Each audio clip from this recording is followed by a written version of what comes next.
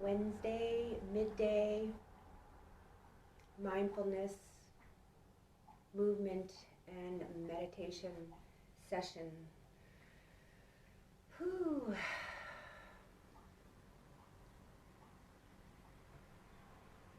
Already I've just been sitting here for about 5 minutes and really sitting with the intention to begin the process of turning inward and exhaling out tightness and tension and any expectations, and with each inhalation drawing in fresh prana and fresh energy,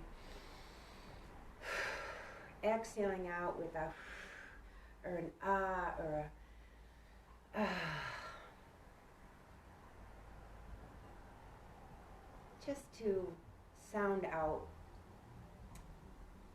any tension and a sense of kind of like tiredness or lethargy. And then sitting up nice and tall and rolling my shoulders back, opening up the heart. And coming home to my breath. And as we wait for the rest of the tribe to gather, potentially setting up sacred space. Setting up your space on the floor to sit if you like. Setting up your yoga chair. Clearing the space around you, clearing the space inside of your brain just by coming home to your breath. And when you feel ready and able, just come to a comfortable seated position.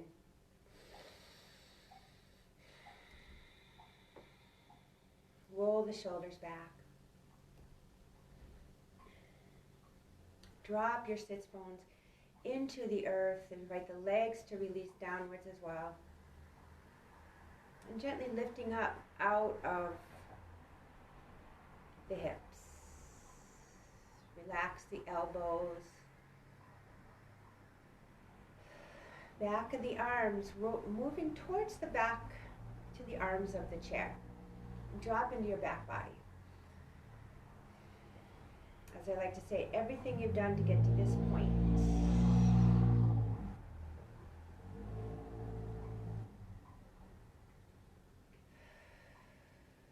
And just become aware of your breath. Maybe listen for the sound of your breath. Listen to the sound of your breath moving in and out.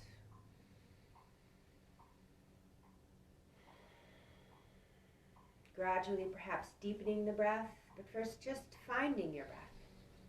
Seeing if you can't breathe in and out through your nose, or like I said, for the first couple of breath cycles, you can just sound out or blow out, as it may be. Tightness, tension, worries, concerns, plans, expectations, just letting them go. And set the intention, perhaps,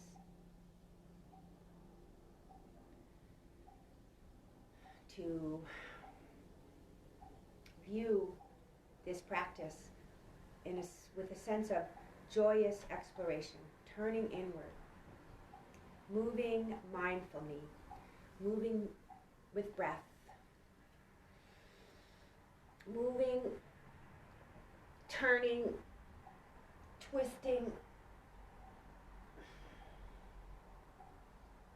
wringing out, rolling all of the joints and the organs and your glands so that you can squeeze out toxins and, again, tensions and worries and concerns. And let the fresh blood, fresh prana come in, revitalizing yourself.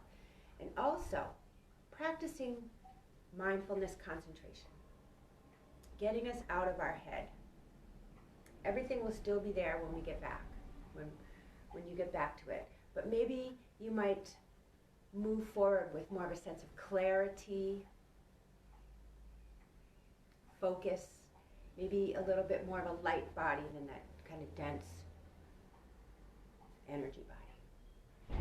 So we will practice for about an hour. I will ring the bell 3 times at about 3:30. About 3:30, I'm going to shoot for. And then a couple minutes after that, just to see what comes up afterwards. And maybe probably share some insight. And so we'll begin, as always. So if you have your comfortable seat, sit up nice and tall, roll the shoulders back. If you're sitting in a chair, have your knees be coming out of your hips and your ankles right underneath your knees and your toes facing forward. And come to the sharp edge of your sits bones. So you can roll back and forth a couple times, rounding the back and then hyperextending, rounding, hyperextend. Come to that sharp edge of your sits bones. If you can pull away the flesh. And then lean a little bit from side to side, just enough. Come exquisitely as close as you can to the center of your sits bones. And align the center of your brain right over the center of your throat. Center of your throat right over the center of your heart. Center of your heart right over the center of the bowl of the pelvis. And have a sense that your diaphragm is level, front and back. Your diaphragm and your bowl of your pelvis, you can consider that space to be kind of like a basketball. And you want to have the top of the basketball right over the bottom of the basketball. And when we collapse, you'd compress that basketball. And if we hyperextend, you're also going to compress that basketball as well. And both of those have different effects, but either way, you're congesting up the organs who want to have their own space as well as their own function in the abdominal region. And also to not stress out the kidneys and the adrenals, but hyperextending. So find that exquisite center as best you can.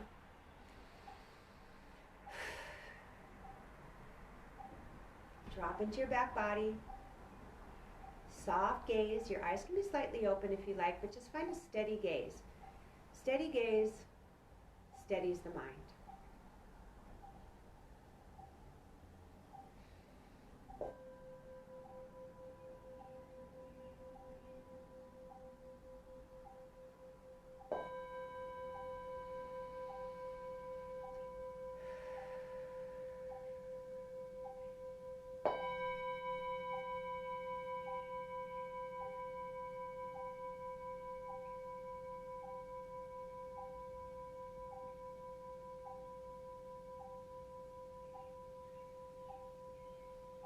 Hatha Yoga Uttasanan. Here, now begins the study and the practice of yoga. And may this experience be joyful for you. May you approach it with an exquisite inquisitiveness. Without any judgment, without the need to make anything other different than it is. And set a really strong intention to keep coming back to your breath and your body and the feelings and the energy. And if you find yourself wandering and your mind is going off somewhere, celebrate that awareness. Celebrate that, what you might call a distraction. And as soon as you're aware of that distraction and you come back, the distraction is done. So we'll begin as always with a couple of sun breaths. So take your hands to the heart. And this position is like our Tadasana position. Energetically, your knees from the outside, from your sacrum, rolling around the outside of the pelvis, out to the outer knees, and then roll into the inner knees and the inner groins in circular action. And have that continues so that your legs don't roll out and your legs don't turn in. And see if you can bring equal weight to your feet. So notice if there's more weight on the outer heel or the inner ball mound, and see if you can bring weight to the four corners of the feet. And if you lift up your toes a little bit just enough. Keep the ball mounds there, down. Lift up the toes a little bit. Notice if you can feel your arches lift. And there's even an arch on the outside of your foot. So we have our inner arches and our outer arch. And so if you bring equal weight to the four corners of the feet, you are more likely to be able to activate those arches and keep the energy moving up in the body. So if the arches are collapsed, then the body collapses. And here we're not really bearing weight except for the trunk of our body, but it's still important. It's still an awareness to think about, because it helps to keep what they call the core engaged. It helps to keep our abdominals engaged. So as we move through these sun breaths, see if you can keep the action of the legs going, even though we begin to bring the arms up overhead. And then we exhale them down, palms facing down to the heart. So we're bringing consciousness to all the different parts of our body. See if you can keep that energy going in the legs at the same time that you lift up the heart, roll the shoulders back. Take a breath in, get nice and long. Exhale, fingers down to the earth, spin the palms and up and over. Look up if it feels comfortable. Press the arms a little forward. Feel the triceps engaged, and support the neck with the shoulders. Exhaling down 2 or 3 more times on your own time. Inhaling the hands to the heart, lengthen waist back, navel back. Bring your attention to your base. This comes quicker with time. Your body will know what to do with practice. Exhaling the palms down, hands to the earth. Open up the palms. Stretch out through the fingertips. Big swoop around the great inner sun. When you come up to the top of the reach, drop the waist back and the navel back. Draw the shoulders down. And then lift the head. Lengthen that head. And once more. Sun breaths. Really nice, quick pick-me-up anytime throughout the day if you need a quick pick-me-up. Just take the arms up over the head and maybe do a side stretch, heading out to either side. Keep your legs in the same energetic pattern in action. The side waist lengthens. If you're going to the left, you don't want to shorten the right side or the left side. You want to have to be like 2 parallel tracks. Lengthen to come back and stretch out over to the other side. Here you can use the arm of your chair if you're sitting in a chair, or your hand down to the earth if you're sitting on the earth as a kickstand. Both sides lengthen. There's a little bit of weight that comes off the chair from that upper arm, so don't have to force that sit bone down, but resist coming all the way up off of that side. Stretching out, stretching up, adding a little twist if you like. Without twisting the legs, of course. Twist and turn the trunk of the body. Center of my brain is still right over the center of the bowl of the pelvis. So I don't want to drop the head. I don't want to lean too far forward. And then other side. Extend and then twist. Waist turns. Chest turns, shoulders turn the most, right? Head back. Your arms, stretch your arm as if it begins all the way down in the legs. Great, coming back to center. Relax the hands to the lap and take a few breaths here. Turning inward. Noticing where you feel the energy shifting. Noticing where you might need to pay attention as we move forward in your shoulders or your neck, your hips or your knees. Notice if you've lost consciousness of your feet, your knees, your legs, and bring it back into that circular from the center of the sacrum, energetically spiraling out to the outer knee, and then the inner knee rolls into the groin. From the middle of the waist, like about where your floating ribs are, a sense of circular action going down and then rolling over those center of the sits bones and coming up the pelvic rim. So energetically imagining this circular energy coming down from the floating ribs, downward into the sacrum, and then up in the front pelvic rims. To deepen the sense of the hips and the groins, the right pelvic rim is rolling over to the left sit bone.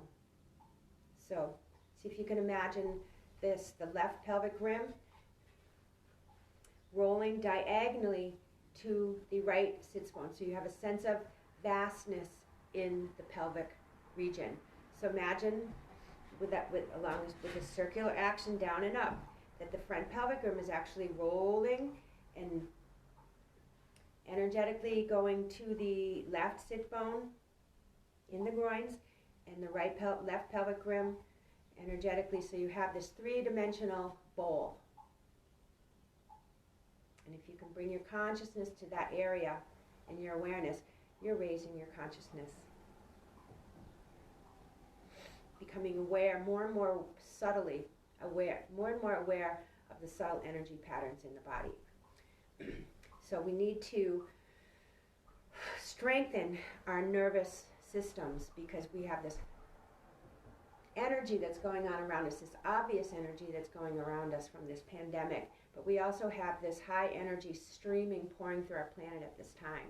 And if our nervous system is not getting stronger, it may just be, it's like plugging in something into the wrong plug and just blows a fuse. So very important to as we raise our vibration, to strengthen our nervous system. So that's why, one of the reasons why we have this practice, why it's so important, to strengthen our nervous systems. And one of the main reasons also, again, besides this concentration, focus, practice, and being in the now of the meditation practice and all those esoterical, we need to strengthen our nervous system. So breathing deeply. Feel the vibration coming up from the earth, from your feet all the way up into your bowl of the pelvis. See if you can find those spiral energies. One more spiral energy from the center of the heart, rolling upwards, up above the collarbones and spinning back down around to your shoulder blades, energetically spinning. So we have a forward moving spiral energy in front of the upper body, and then that spiral energy from the low back down, up the pelvic rims,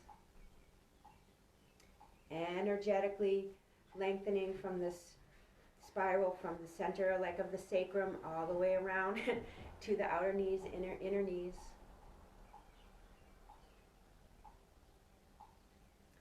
Coming from the below the knees, down the calves, energetically spinning energy down through the calves and up through the arches of the feet to the knees, up and back again, and down the calves, across the heel, up inside the arch and back up the knees. So visualizing these energetic lines in the body.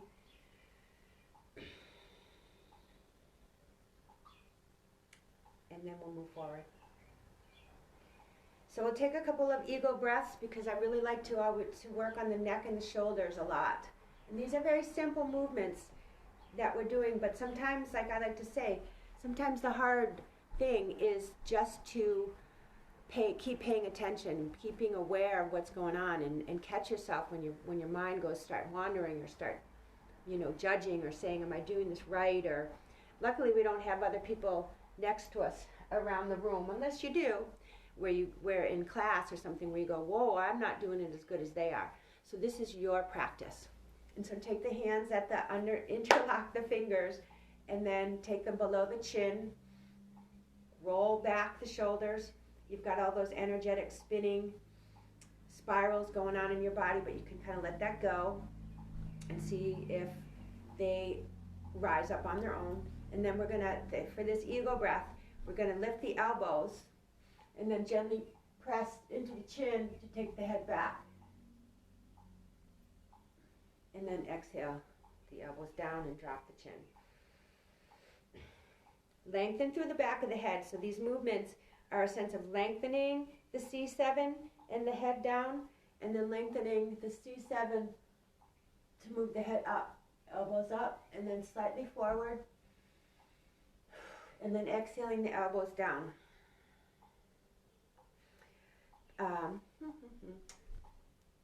3 to 5 more on your own. Inhaling the arms up.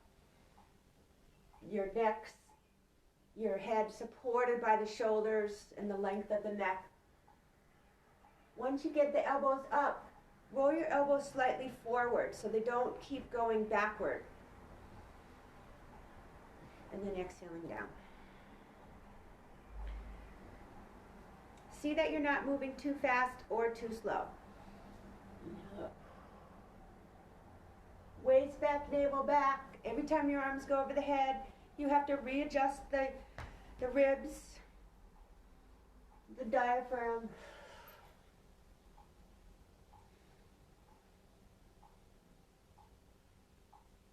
So there's more weight towards the back of the back body. Exhaling down, and release the hands, and levelize the chin again. Normalize the neck, center of the brain right over the center of the bowl of pelvis. Just to repose for a moment. See if you can feel, become aware of the energetic shifted from that simple movement of the eagle breath. Eagles, beautiful, powerful, soaring birds. And they fly up in the sky effortlessly, it seems. And they're on the top of their arm, their wings is all fluffy wings, right? And on the bottom of the arms, that's where the strength is. Bottom of the wings, and that's the case for our arms too. And the eagles, they have this keen focus and concentration, and they can see their prey way down on the earth, and they can zoom down, scoop that up like that.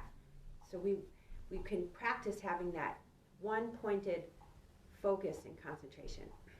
Another one of the energetics around the eagle. You may have some of your own as well to conjure up this time. Wait, so from here, let's see, we'll take a twist in the chair or on the ground. So your right arm is going to come behind you, thumb facing down, start to spin the body, and guess what? The legs stay where they are. Lift up and lengthen. Relax the shoulders. Elbow pointing back. Your left arm can come to the outer knee with the palm facing up, or it can be on the knee, either one of the knees, to steady the legs. Very soft, easy twist. Lengthen as you breathe in. As you breathe out, twist a little deeper. Shoulder blades level. Trunk of the body still in Tadasana. And twist from the left to right. Your left ear turns to turn the head. Gently. Lengthen. Lift on the in-breath. Last exhalation. Twist from the very end of the exhalation. A little bit deeper. And then back to center. Woo. A little over to the other side. Back to center again, and we'll twist to the left. So you always want to look down and see that your feet are set. Tell them to stay where they are. Spiraling energy. And then start to turn to the left. Thumb facing down to start.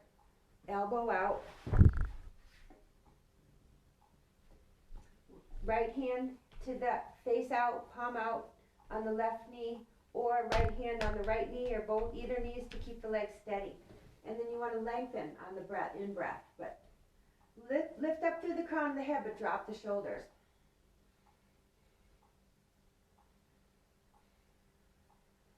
And breathe. I haven't said breathe for a while. Don't forget to breathe. I mean, I've said lengthen on the inhale and exhale, twist at the very, very end of the exhalation. But just in the meantime, breathe.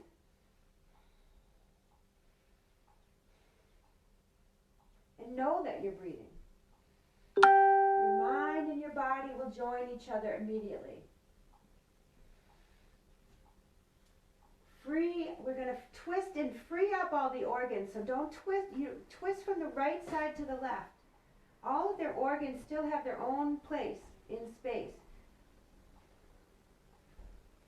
Last exhalation, the very end, twisting a little deeper. Watch the navel draw in and twist a little bit more. And then back to center. Excellent. And just receive. Tadasana. Check your feet, check your legs. Are your arches lifted? Are your knees right over the ankles? Can you be on the center of the sits bones again? Can you drop into the back body? And then just feel, just notice the change in the vibration and the energy internally. And maybe even the quality of our thoughts, quality of our breath, quality of the heartbeat.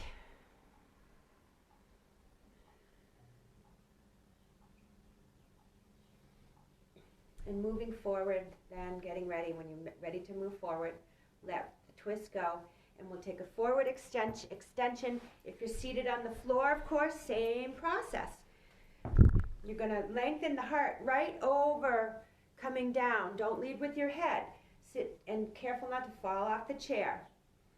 But coming down, maybe your elbows are on your knees. Dropping the head below the heart. Your first inversion. Shoulders back. Feel the belly expand when you breathe in breathing into your legs. You might need to make room with your belly and lift the belly up to come forward. Ha! If you can come down on the floor, great. Otherwise, stay down at your knees and we're going to twist to the right. So a forward twist, twist to the left. Legs stay steady as always. Twisting from underneath up. So even though I'm going to the left here, I'm initiating my twist from the right side of the body. Really nice, again, more nourishing for your abdominal region and for your organs of generation and regeneration and your organs of digestion and elimination, which tend to get sluggish when we're not moving around too much. So go back and forth a couple of times. Reach up with your upper hand. Reach up and lengthen. Shoulders back. Freeing up space as well for the lungs, your organ of respiration. Shoulders back. Notice if your head, so my head, you still want to have to be right in line with the neck and with the heart. Stretch up even through the spaces between the fingers. So you have your fingers, you know where they end. See if you can feel and notice the space between the fingers, energy moving from the earth all the way up to the heavens. When you come back down, take a few breaths in this inversion, very good for your heart, for your soul, for your spirit. Kind of a modified yoga mudra, a surrender. And all we have to surrender to is what is in this moment.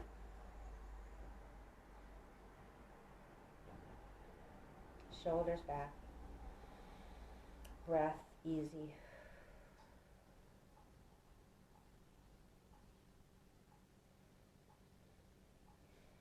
Where did you go?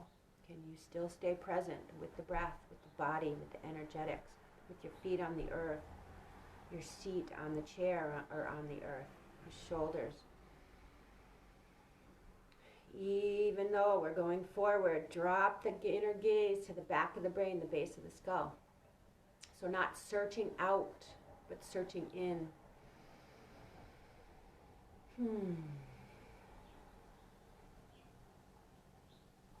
And preparing now to make your way back up. You can take your hands to your knees and lengthen as you come up vertebra by vertebra to come up to sitting in Tadasana again. Give yourself a moment to normalize back again from the head over, from your inversion, the blood kind of maybe rushing now. Soft gaze, steady gaze, very soft gaze, one pointed to help to steady your mind. Good. And then we're going to come up, and if you have a chair, we're going to do some standing poses in the chair.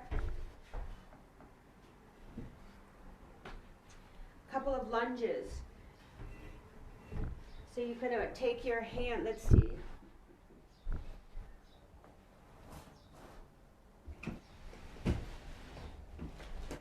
You're going to make some room first of all.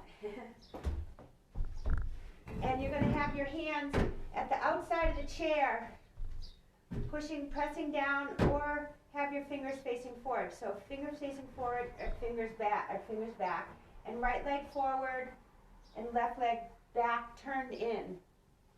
Roll your right hip around, so your right pelvic rim, and roll your right hip back, but the right pelvic rim is still rolling towards the left sit bone, and the right pelvic rim's rolling energetically towards the left sit bone. So you're creating this three-dimensional vastness in the pelvic bowl. If that doesn't sound like anything you can imagine, or just let it go.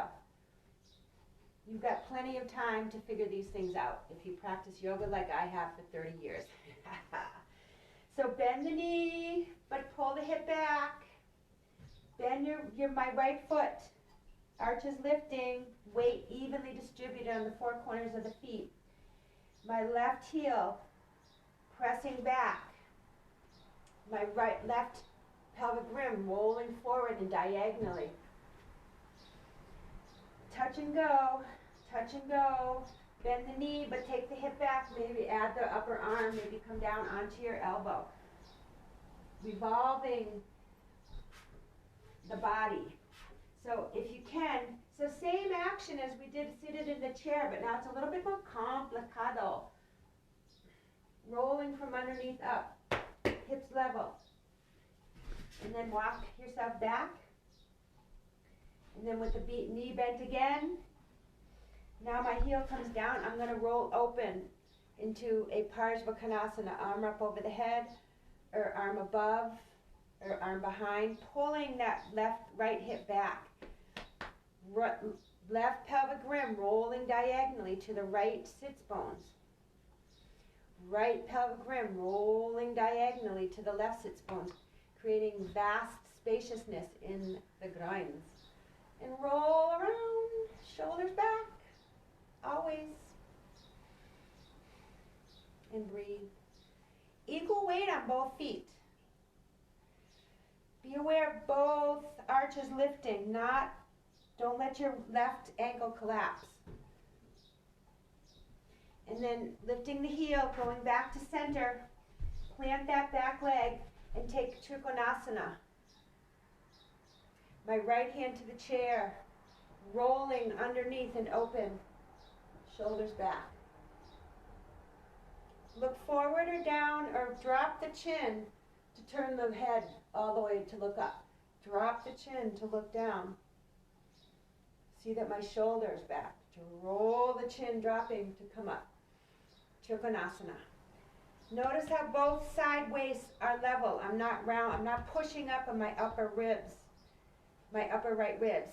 Press down on those ribs and lengthen the upper ribs, lengthen the lower ribs. Maybe you can come a little bit deeper so that ultimately your side body is parallel to the earth.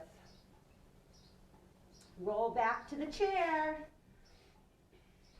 Revolve your triangle. Hips level. Keep pulling your right hip back.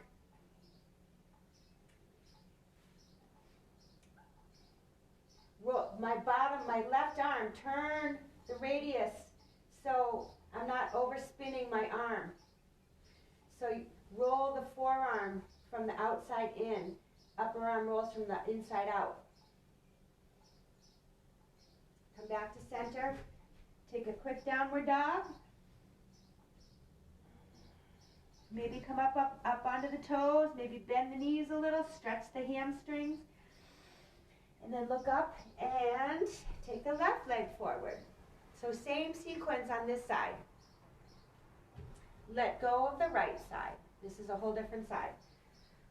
So my right leg is by the left leg, by the left leg of the chair. Or if you're down on the ground, you can be down on the ground too. Those of you who are more experienced, you certainly don't need the chair, but it's nice. Bend the knee, touch and go, touch and go. Right pelvic rim rolls to the left. Sit bone. Left pelvic rim rolls to the right sit bone, creating a sense of vastness, spaciousness in the groins. And maybe for the next year, see if you can think about that process till it becomes like, oh, I get it. Plant that back leg, or no, keep the heel up, but press from all the way up at the top of the leg. Press back and then open up. Parvritta Parsvakonasana. Rolling from underneath up. Head back. Shoulders back. Arm over if you like. Arm behind if you like. The arm is the last thing that you want to worry about. Most important is the positioning of the legs. The arm is an extension. It adds to the pose. Head back. And then coming back around, turn the back foot in slightly, elbow to the chair, and roll open. So pull your left hip back. So behind you, pull your left hip back. Let your right pelvic rim, what? Roll to the left sits bones, diagonally.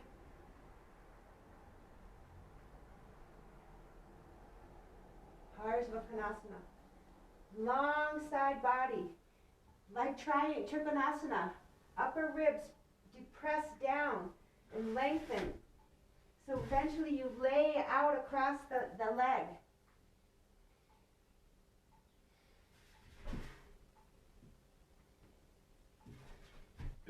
Triangle. Oh no, let's see. Yeah, Trikonasana. Straighten that leg and then open up any amount. Pull the right hip, left hip back. Right pelvic rim from, say, even start at the sacrum. Right pelvic rim rolls to the left sit bone.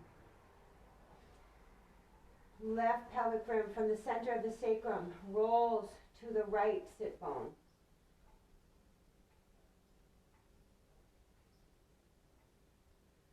Trikonasana, head back.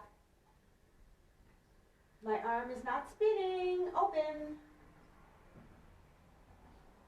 And then come forward, right hand to the chair. Set up your feet, your left heel can come up if you need. Revolve your triangle, Trikonasana. Parvritta, rolling from underneath up. Pressing down to lift up, not sinking into the shoulder.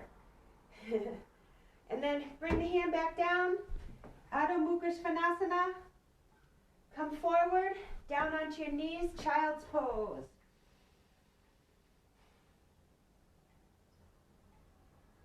Receive.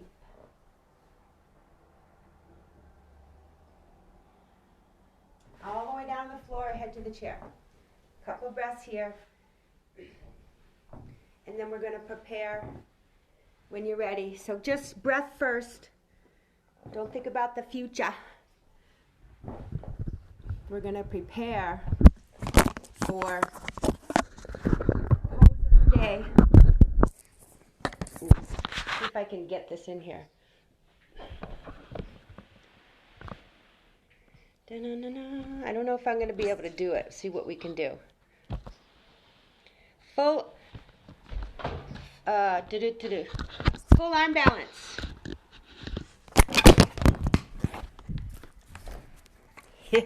Don't fall over.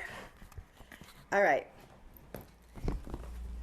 This is for what I said that you want to have a wall.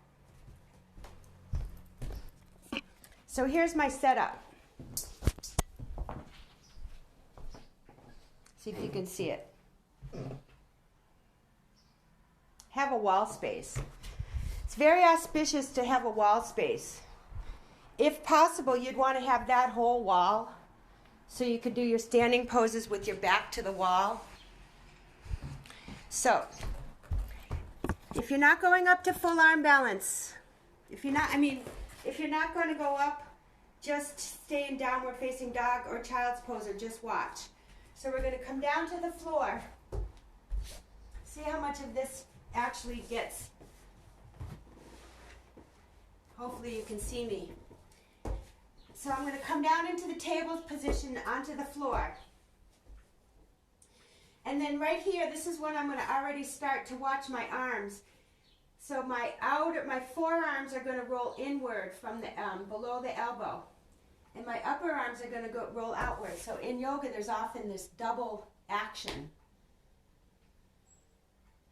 And so to bring the weight more to the index and the thumb side of the hand, but equal weight nonetheless on the full pad of the hand. So this is going to be crucial when we start to bear weight. So even in table position, this is a good place to start to practice this arm position.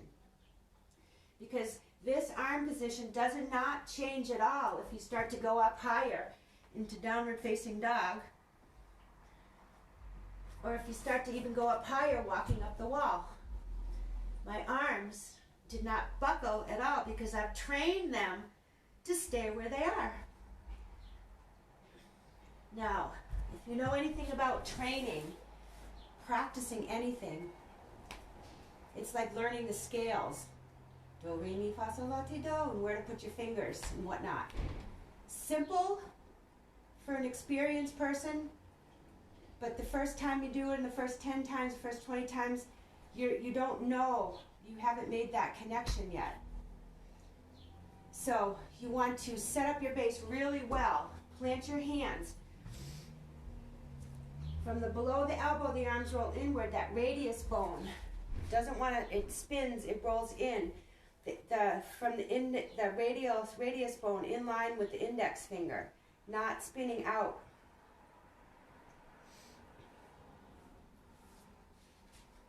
My index finger right in line with the inner arm, all the way up. And then pick the feet to the wall, toes down but heels up the wall. Adho Mukha Svanasana, heels up the wall.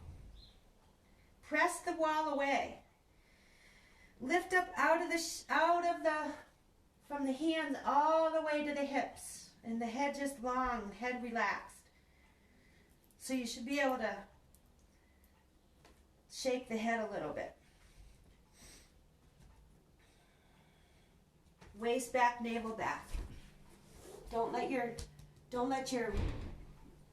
neck, don't let your sternum fall below. Your sternum doesn't want to go below the shoulders. I push back even more. So every time I go down, I still want to lift up again. And press back. Inner thighs, more acting. So for the inner thighs, moving towards the wall even more than the outer thighs. So that same pelvic rim action. Outer right pelvic rim rolling to the left, left pelvic rim rolling to the right. Can you see where I'm getting at here? I start to walk up the wall. Maybe that works. I don't know. Oh yeah, there it is. Okay. There's my door. You'll start to see me go up. So, if you can't go up in full arm balance, that's your alternative. If you can, use the wall, go kick up, full arm balance. You can do half arm balance. hands. If you feel like you're starting to buckle, then you press down. And maybe you don't, maybe your feet don't go up. Maybe one leg goes up. Keeping the hips level. And then take the other leg up. Whoops. You don't want your rug actually underneath your sticky mat like I just did. But you want to press down to go up. This is a really nice stretch for Adho Mukha with one Ekapada. Maybe you walk your hands in a little closer. Take a breath in, waist back, navel back. Walk up the wall. Everything is the same as an Adho Mukha except for my legs are higher. Take one leg away at a time if you like. And come down the pop from the full arm balance, doing full arm balance. Come down out of the pose, doing the pose. And then rest in child's pose. Or rest in Vajrasana. Try 3 times. Or 3 downward dogs. Or 3 child poses. Yogi's choice. You can practice kicking up the wall. So,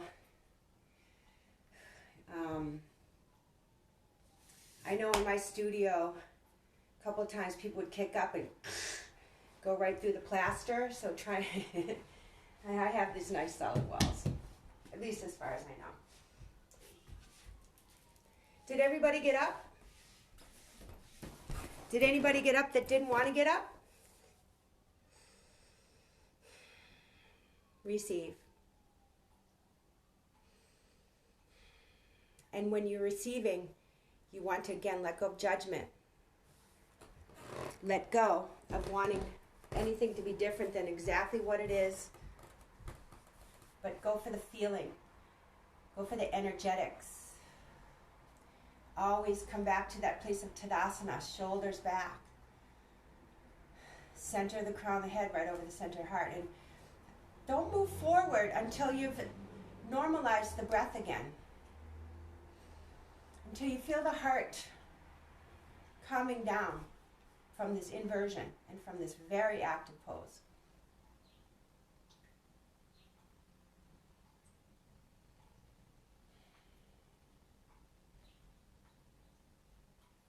All right. So we're going to do a version of Sarvangasana at the wall, and then we're going to take legs up the wall and Shavasana. So, Sarvangasana, shoulders stand. Whoopsie. Hello. Where are we? Rotate my device. Okay. See, we went up. Sarvangasana. So, if you have any neck compression, I would suggest not lifting the hips up. Maybe just practice rolling the shoulders under and planting the back of the head and maybe doing a little bit of a bridge. But if you have if your neck and just go back to earlier this practice and see how your neck, think about how your neck was, or think about if you have compression in your neck. And then then I'm going to encourage, like I said, not to take the hips up and put any unneeded pressure on the neck. I'm not using props. If I was going to go up and I was going to stay for a long period of time, or if you have them and you want to, you set up your yoga blankets, stacked 3 high, with the folds out away from the wall. So if you have your yoga blankets, guess what? I changed my mind. I'm going to teach with the blankets. If you don't have the blankets, everything is still the same, but you're just not going to be able to get the same lift. And I would say that the benefits are slightly different. I'm going to move my puja table.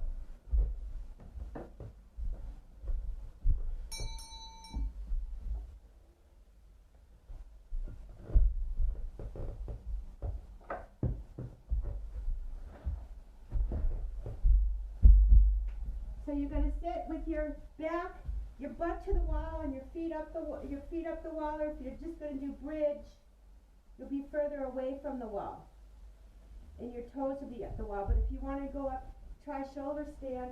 Your feet walk up the wall. First, you're going to press your elbows down. If you have blankets, your shoulders are at 2 inches away, an inch away from the edge of the blanket, and you scoop the hips up. You get this lovely inversion, and the weight is balanced evenly on my elbows, and the back of my head. I have the blanket supporting the curve. Do not turn your head in this pose. So if you need to watch, come down, roll to the side, and come up. Don't turn your head.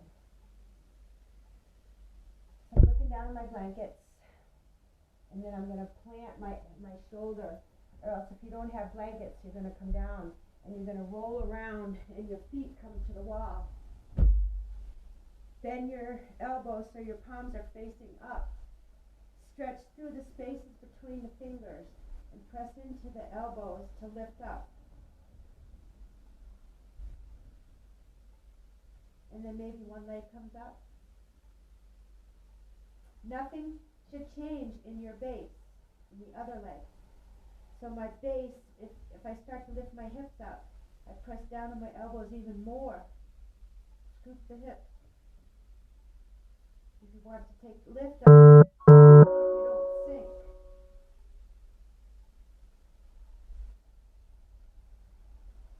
I forgot number 1 rule in inversion, tuck your shirt in.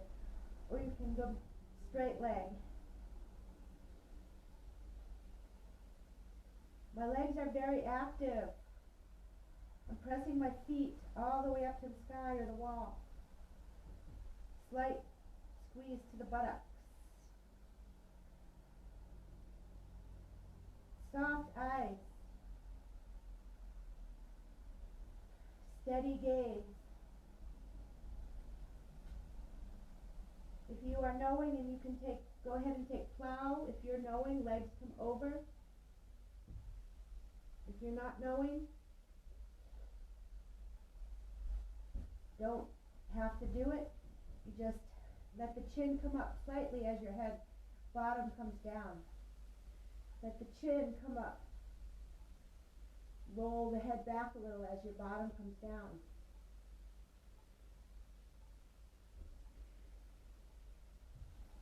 And then we're going to take legs up the wall for relaxation. So take the blankets away. Thank your props for helping to support me. And then you're going to come. So if you don't have a wall space, and you're away from, and you're in the middle of the room, just lie back in Shavasana.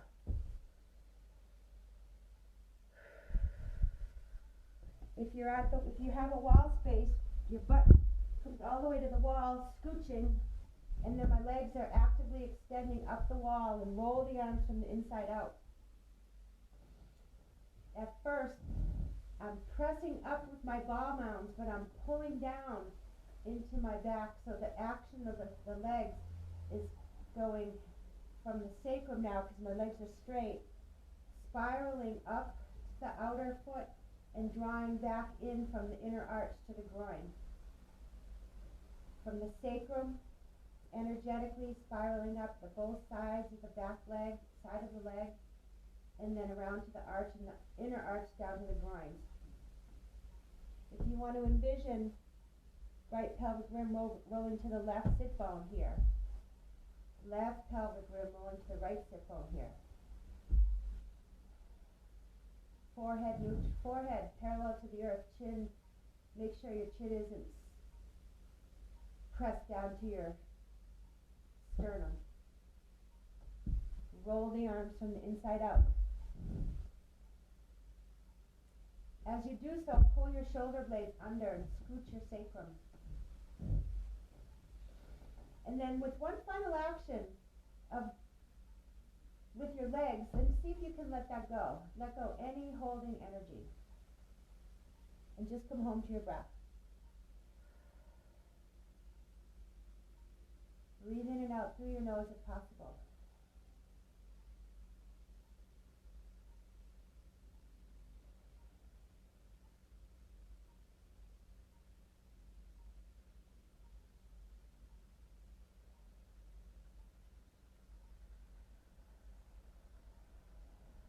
Fingertips lightly curled, palms are very, very soft, as if you're holding a precious baby's head, or in your hand, the palm of your hand, or a gem.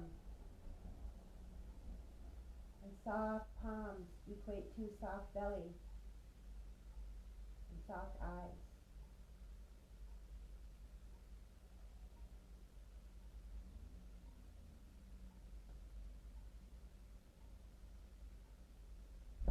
The outer eyes release to the temples, and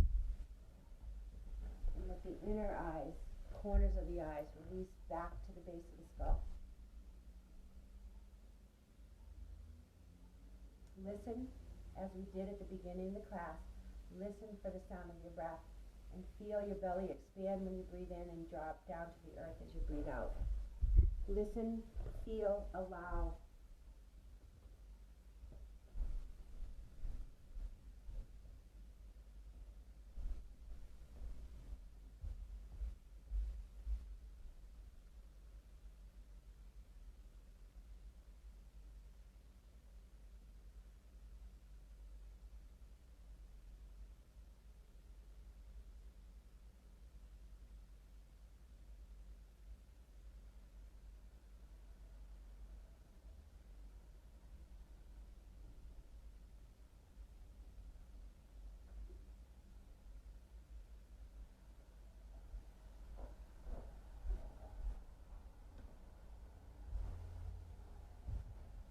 Wonderful place of legs up the wall, just beautiful.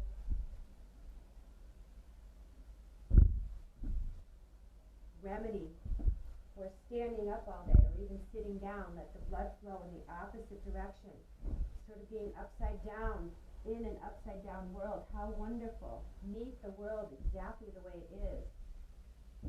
And allowing, all we have to allow is whatever is right now. It's all we have to allow.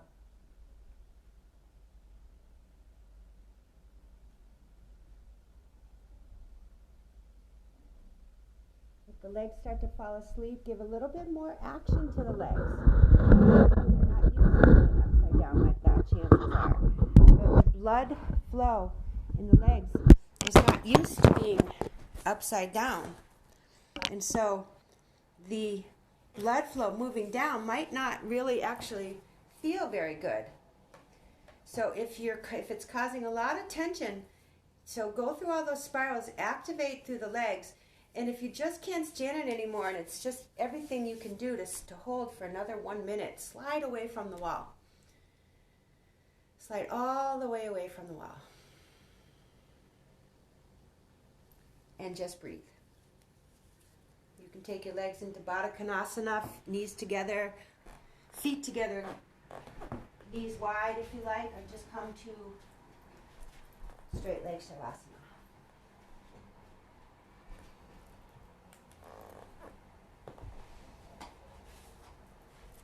And when you hear the sound of the bell ringing 3 times, invite the sound of the bell to see if you can drop a little bit deeper. And on your own time, gradually bending your knees, rolling to the side. Take a few breaths there before pressing yourself up to a comfortable seated position.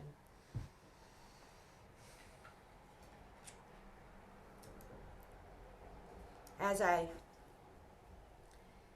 said, keep that sense of turning inward even as you begin your journey outwards.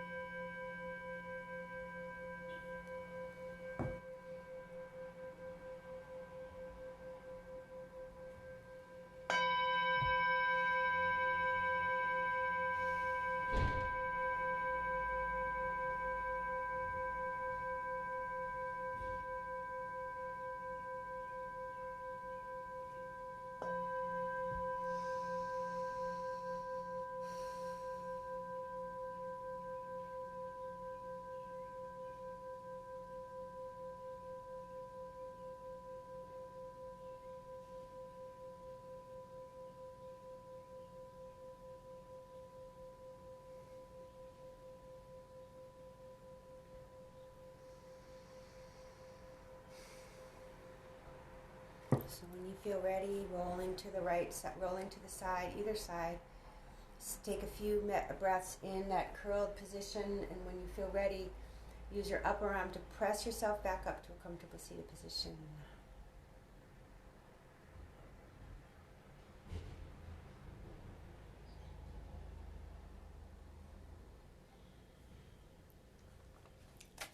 Find that place of Tadasana.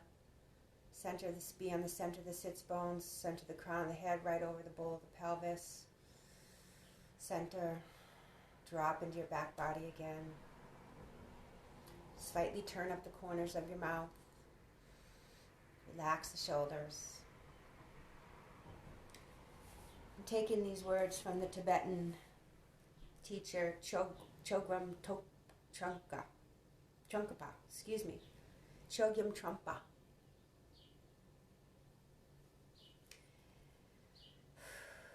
Tenderness contains an element of sadness. It is not the sadness of feeling sorry for yourself or feeling deprived, but it is a natural situation of fullness.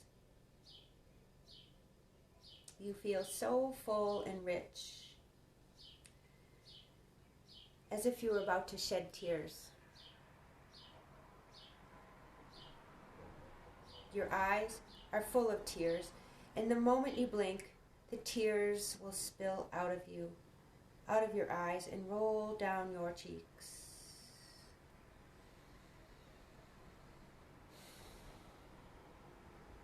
In order to be a good warrior, one has to feel this sad and tender heart. If a person does not feel alone and sad, he cannot be a warrior at all.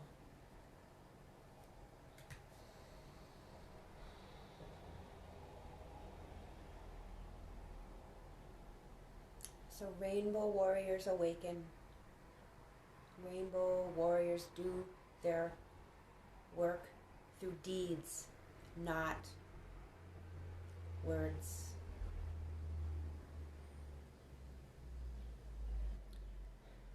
Make your way gently, graciously, gracefully back into your Wednesday afternoon. If you can, you could sit for a few minutes. Just perhaps after a practice like this, perhaps you could actually sit and have a more, have in a meditation, silent meditation, with less vrittis of the mind, less fluctuations of the mind, more of a sense of a clarity and focus and a light body. So even if it's for just a New York minute, perhaps.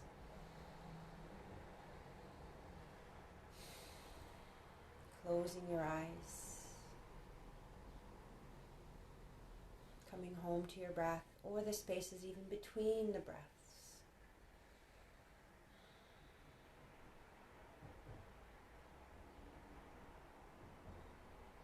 Thank your body. Thank your mind and your spirit for all aligning together with each other. And perhaps moving in ways that you've never moved before. Or perhaps moving in ways that you have moved before, but with a different awareness, a different, maybe more subtle energetics. If you feel overwhelmed in the movements and feel overwhelmed with the instructions, don't take that really too badly, because you've got a whole lifetime perhaps ahead of you. If you're intrigued, you'll want to learn more. You'll want to study that on your own. You want to kind of figure it out on your own. All of these instructions are the same no matter what shape of the body you're taking, no matter what relationship to gravity. The most of the instructions are the same. So celebrate in that. It's one thing I've learned in 30 years of practice, is I just go subtler and subtler and deeper, but I still have to be aware of the outside, the initial taking the body where it can be safely. And yoga practice is like an excavation experiment. So at first, in an excavation, you know that they take big hoes and backhoes and they start digging into the ground, and then they start to take shovels to go through the rubble, and then they start to use fine tools and brushes to get subtler and subtler and subtler. So you can just think of your yoga practice as an excavation experience.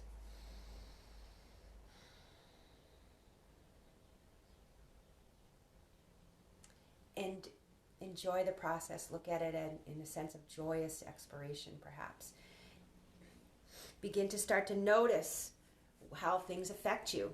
And then you might make different choices, whether it's food choices, or whether it's people choices, or whether it's the news, or whether it's books or music that you listen to. Start to tune into the effects of these things.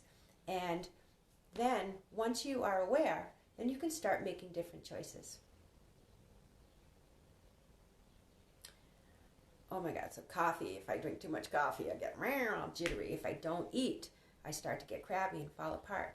If I listen to too much of the news, I start getting cranky. If I'm around certain people, I start to just feel, negative vibe. So then I'm just being aware of that, and then I make choices from there. So that's what one of the great things it's all about. And again, strengthening your nervous system so we can hold this energy that's coming down. And I'll just end it at that. That was a lot. Acknowledge. Let it go. Move forward in peace and joy. Om. If you like, you can bring your palms to the heart. Om. Purnamada, Purnamadam, Pranat Pranamadarchite, Pranasya, Purnamadaya, Pranama Vivavashishite. Om Shanti Shanti Shanti. Hari Om Shri Guru Bhyo Namaha. Hari Om. And I dedicate as always the merit and the virtue gathered through this practice to the lasting happiness and well-being of all individuals, past, present, and future. So all individuals, all beings, may be free from suffering and the causes and conditions of suffering. Namaste.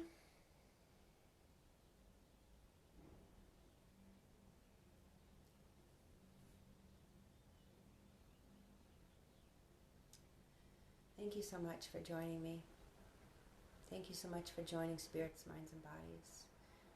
Thank yourself for taking time out of your busy life to practice mindful movement. Please let me know if you have any questions or concerns.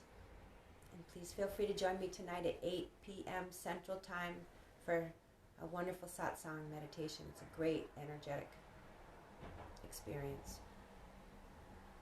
and a great tool for prevailing in these harsh times. Gratitude.